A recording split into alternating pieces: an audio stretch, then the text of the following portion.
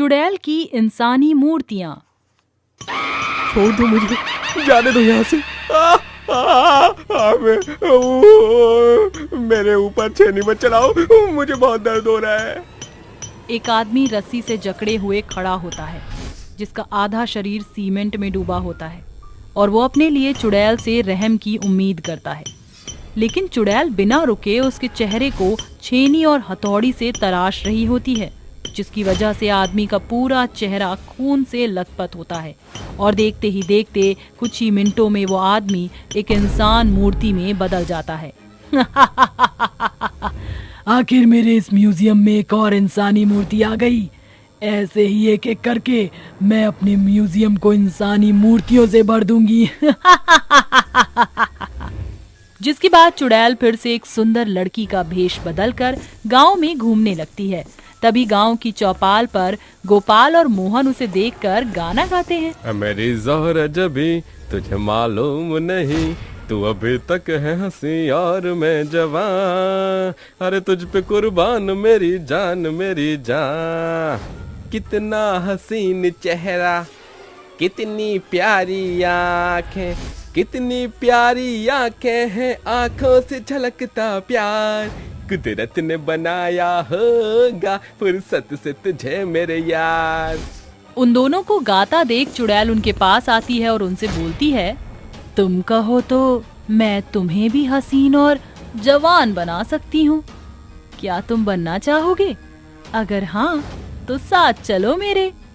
चुड़ैल की आवाज जैसे ही उन दोनों के कानों में जाती है, वो दोनों मोहित हो जाते हैं और उससे बोलते हैं, आपके साथ तो हम जहन्नुम में भी जा सकते हैं, बस शर्त इतनी है कि साथ आपका होना चाहिए। अब चलना भी है या फिर खड़े खड़े यहीं अपनी जन्नत की दुनिया बनानी है? जिसके बाद वो दोनों उस चुड़ैल के साथ एक खंडहर से म्यूजियम के अंदर चले जाते हैं, जहाँ जाकर चुड़ैल उन्हें रस्सी से बांध देती है और अपने असली रूप में आ जाती है। अपने सामने चुड़ैल को देखकर उन दोनों का सम्मोहन टूट जाता है और वो दोनों बोलते हैं, तुम लड़की नहीं चुड़ैल हो? हाँ मेरे राजा, मैं वही तेरी सपनों की अप्सरा हूँ जिसे देखकर अभी तू दीवाना हुआ था। ये मेरा असली रूप है, आकर मुझसे प्यार और अपने नैना चार कर। नहीं, हमें नहीं करना, माफ कर दो हमें। और तुमने हमें बांध क्यों रखा है? खोल दो हमें, जाने दो यहाँ से। इतनी भी क्या जल्दी है मेरे राजा जाने की? ये तो ट्रेलर था, पिक्चर तो अभी पूरी बाकी है। इतना बोलकर चुड़ैल चीनी हथौड़ी से उन दोनों के चेहरे को तराशने लगती है और दोनों की इंसानी मूर्तियां बना देती है। गांव में अचानक से लोगों को गायब होता देख गांव के लोग डर जाते हैं और सभी रात के समय घर से बाहर निकलना बंद कर देते हैं। ऐसे ही एक रात की बात है जब चुड़ैल फिर से अपने नए शिकार को लेकर जा रही होती है कि तभी एक सिद्धार्थ नाम का आदमी छुपकर ये देख लेता है और उसका पीछा करते हुए उसी म्यूजियम में पहुंच जाता है और वहां के खौफनाक मंजर को देखकर बोलता है, अच्छा तो गांव के लोगों को गायब करने के पीछे इस चुड़ैल का हाथ है और ये इंसानों को यहाँ लाकर इंसानी मूर्तियां बनाती है। मुझे इस तांडव को यहीं रोकना होगा, जिसके लिए मुझे तांत्रिक बाबा की मदद लेनी होगी। जिसके बाद सिद्धार्थ तांत्रिक बाबा के पास जाता है और उनसे बोलता है, प्रणाम बाबा, इस वक्त आपको परेशान करने के लिए माफी चाहता हूँ, लेकिन समस्या कुछ ज्यादा ही बड़ी थी, इसलिए मैंने इस वक्त आना जरूरी समझा। एक चुड़ैल गांव के इंसानों को पकड़कर जिंदा मूर्ति बना रही है। अब आप इस कहर को रोककर हमारे गांव को बचा सकते हैं, मदद करिए हमारी। तुम घबराओ मत बेटा, ये मेरा कर्तव्य है कि मैं इस गांव की रक्षा करूं। इतना बोलकर बाबा यज्ञ जलाकर मंत्र पढ़ते हुए पूजा आरंभ करते हैं। मंत्रों की शक्तियों से चुड़ैल घसीटते हुए वहां आ जाती है और गुस्से में बोलती है, क्यों बुलाया है तूने तांत्रिक मुझे यहाँ? तेरी भलाई इसी में है कि तू मेरे मामले में मत पड़ और अपने कदम पीछे हटा ले। पहले मुझे तू ये बता, क्यों तू लोगों को अपने जाल में फंसाकर इंसानी मूर्तियां बना रही है? तुझे क्या लगता है तांत्रिक, मैं इतनी मूर्ख हूँ कि तेरे पूछते ही रट्टू तोते की तरह मैं तुझे सब बता दूंगी? कभी नहीं। मुझे तो तुझ पर तरस आ रहा है, जो तू इतनी मेहनत करके मुझसे पूछ रहा है। अपने अहंकार में आकर तूने कुछ ज्यादा ही बोल दिया चुड़ैल। अब देख मैं तुझे कैसे इसकी सजा देता हूँ। इतना बोलकर तांत्रिक चुड़ैल के ऊपर अभिमंत्रित भभूति फेंक देते हैं, जिसकी जलन से चुड़ैल तड़पने लगती है और बोलती है, रुक जा तांत्रिक, मैं तुझे सब बताती हूँ।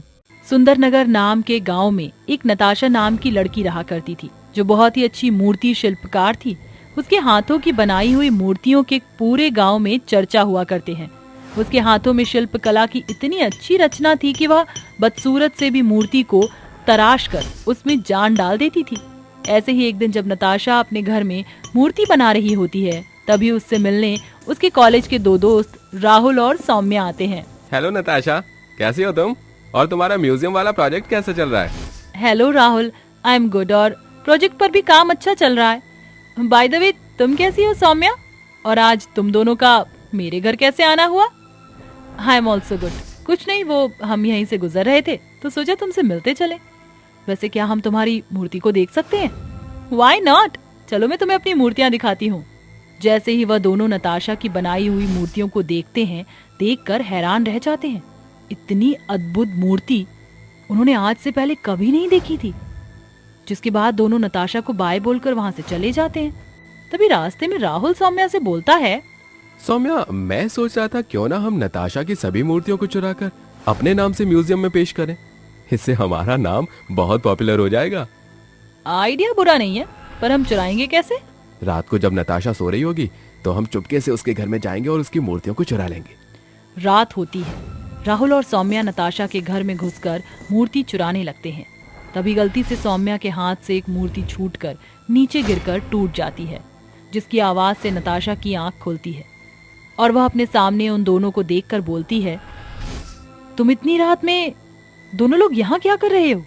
और ये सब क्या है? क्या तुम यहाँ चोरी कर रहे हो? हाँ, और अब तुमने हमें देख लिया है, ये बात तुम जाकर किसी को ना बताओ, इसलिए तुम्हें मरना होगा। इतना बोलकर राहुल नताशा के पेट में चाकू घोंपकर मार देता है, जिसके बाद वो दोनों मूर्तियों को ले जाकर अपने नाम से म्यूजियम में रखवा देते हैं, जिससे वह पॉपुलर होते हैं और उनकी फोटो अखबारों में भी छपती है। तभी मैंने कसम खाई थी कि मैं इन लोगों से अपने साथ हुए अन्याय और मौत का बदला जरूर लूंगी। मैं मानता हूँ तुम्हारे साथ बहुत गलत हुआ, लेकिन तुम अपने बदले की भावना में मासूम लोगों की बलि चढ़ा रही हो, जबकि उन्होंने तुम्हारे साथ कुछ गलत नहीं किया। और तुम ये सब छोड़ दो और यहाँ से चली जाओ। नहीं, मैं यहाँ से कहीं नहीं जाऊंगी जब तक मैं सभी इंसानों को मूर्तियां ना बना दूं, और तू मुझे ऐसा करने से नहीं रोक सकता। जिसकी बात चुड़ैल बाबा के ऊपर अपनी काली शक्तियों से हमला कर देती है, लेकिन बाबा उस हमले से बच जाते हैं और गुस्से में चुड़ैल से बोलते हैं, तो फिर तू ऐसे नहीं मानेगी, तुझे सबक सिखाना ही पड़ेगा। इतना बोलकर बाबा मंत्र पढ़कर चुड़ैल के ऊपर पवित्र गंगा जल छिड़क देते हैं, जिससे चुड़ैल धुएं में बदल जाती है और तांत्रिक के शक्तिशाली कांच के बोतल में कैद हो जाती है। और फिर चुड़ैल बोलती है, तांत्रिक, मैं फिर आऊंगी और सभी का सर्वनाश कर दूंगी। और ये बोलकर चुड़ैल शांत हो जाती है। साथ ही गांव वालों को चुड़ैल से मुक्ति मिल जाती है।